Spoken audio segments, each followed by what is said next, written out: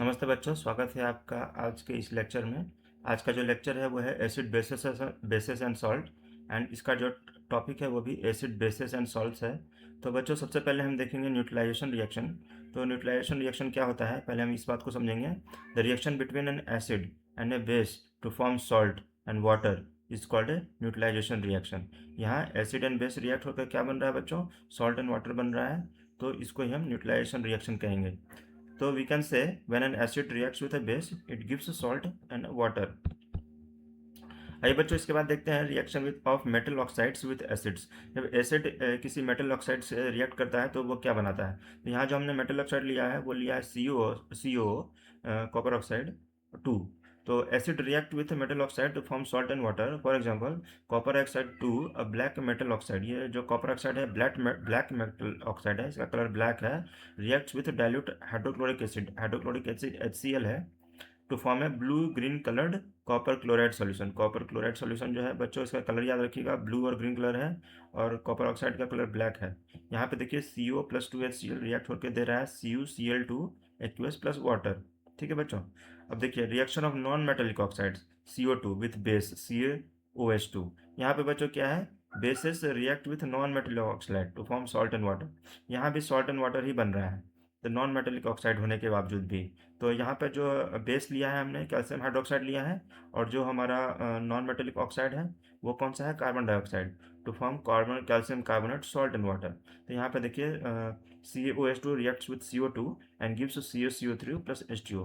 बच्चों यहाँ जो हमें रिएक्शन को समझना है, इसे याद भी करना है, और कलर ऑफ द एलिमेंट या colour of the compound, element नहीं, कलर ऑफ द कंपाउंड जो है उसका हमें ध्यान रखना है कि कौन सा कंपाउंड का क्या कलर है। आइए बच्चों, अब देखते हैं एसिड बेसिस इन वाटर। तो एसिड बेसिस जो है वो वाटर के साथ कैसा बिहेव करता है, किस तरह से रिएक्ट करता है, इस चीज़ को देखेंगे। सबसे पहले हम देखेंगे एसिड। तो एसिड क्या है, an acid is substance which dissociates और ionizes when dissolve in water to release hydrogen ions. तो एसिड क्या होता है, पानी में जाने के बाद वो हाइड्रोजन आयन को निकाल देता है और डिसोसिएट हो जाता है, यानी कि एसिड जिससे ही बना हो HCl, अगर HCl है तो H+Cl में ब्रेक हो जाएगा। ठीक है बच्चों। तो an acid is substance which dissociates और ionizes when dissolve in water to release hydrogen ions. अब देखिए बच्चों, for example an aqueous solution of hydrochloric acid dissociates to form hydrogen ions. Since hydrogen ions do not exist as in solution they combine with polar water molecules to form hydronium ions. तो यहाँ पे देखिए बच्चों, HCl aqueous जो है वो H2 plus and Cl minus में break हो गया है, और H प्लस प्लस H2O बन के हाइड्रोनियम आयन फॉर्म कर रहा है। The presence of hydrogen ions in hydrochloric acid solution makes it behave like an acid. दूसरा है बच्चों बेसिस। तो बेसिस क्या होता है, बेसिस ये substance which dissolves in water to produce hydroxide ions. जिस तरह से एसिड H+ आयंस प्रोड्यूस कर रहा था, बेस जो है वो OH- आयंस प्रोड्यूस कर रहा है। तो bases are which are soluble in water are called alkalis. सारे बेसिस वाटर में सॉल्युबल नहीं होते हैं, जो सॉल्युबल होते हैं उनको हम अल्कली कहते हैं। अब देखिए for example sodium hydroxide dissolves in water to produce hydroxide and sodium ions. तो NaOH एक बेस है, ये वाटर से हमने रिएक्ट कराया, इसलिए हमने यहाँ नीचे एक्वस लिखा हुआ है। ये यहाँ पर ब्रेक हो गया, Na+ में ब्रेक हो गया, प्लस OH- में ब्रेक हो गया। The presence of hydroxide ion to form hydroxide sodium hydroxide solution make it behave like a base. तो जब भी OH- बाहर आ रहा है वाटर में जाने के बाद, तो ये बेस कहलाएगा। अब देखिए बच्चों पीएच स्केल।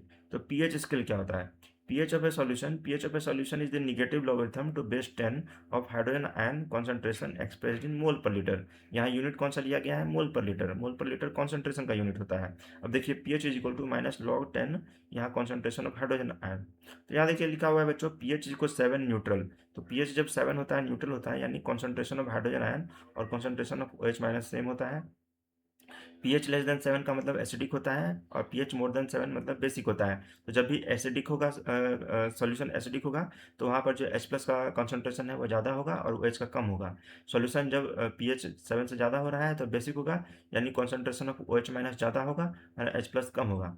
अब देखिए बच्चों pH scale, it is a scale showing the relative strength of acid and alkali. Alkali यानी बेस। तो बच्चों बेस और एसिड जो है, इसका जो है स्ट्रेंथ को नापने के लिए हम pH स्केल यूज़ करते हैं। यह देखिए नॉर्मल pH स्केल रेंज जो है वो 0 से 14 तक है।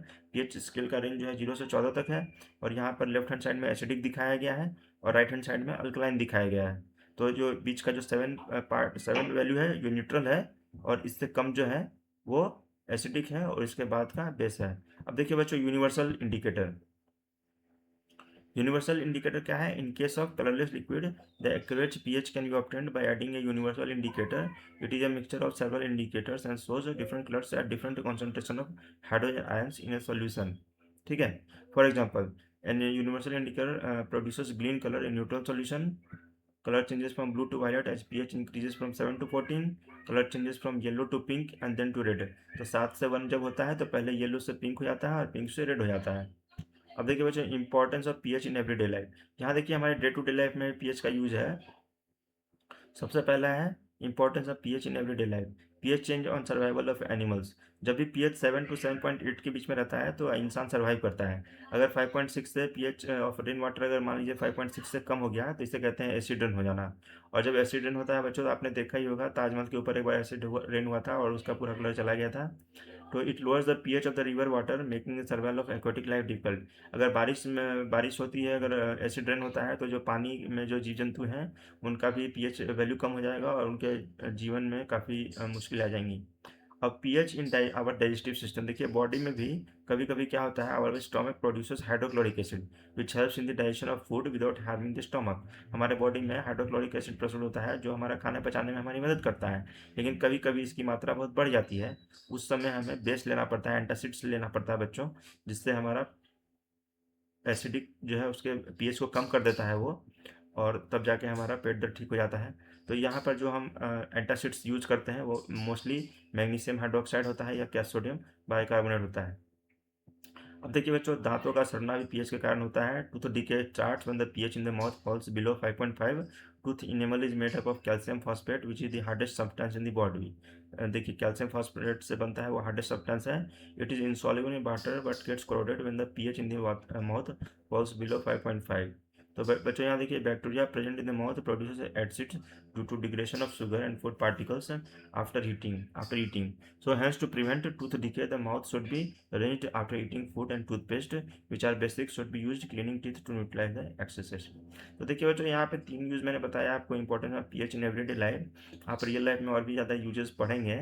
यहाँ पर सिलेबस के हिसाब से हमने 3 ही यूज़ लिया है। ठीक है बच्चों, और आपको अगर कहीं भी समझने में कुछ कन्फ्यूजन होता है या डाउट होता है बच्चों, तो आप कमेंट करके पूछ सकते हैं। ठीक है बच्चों, थैंक यू।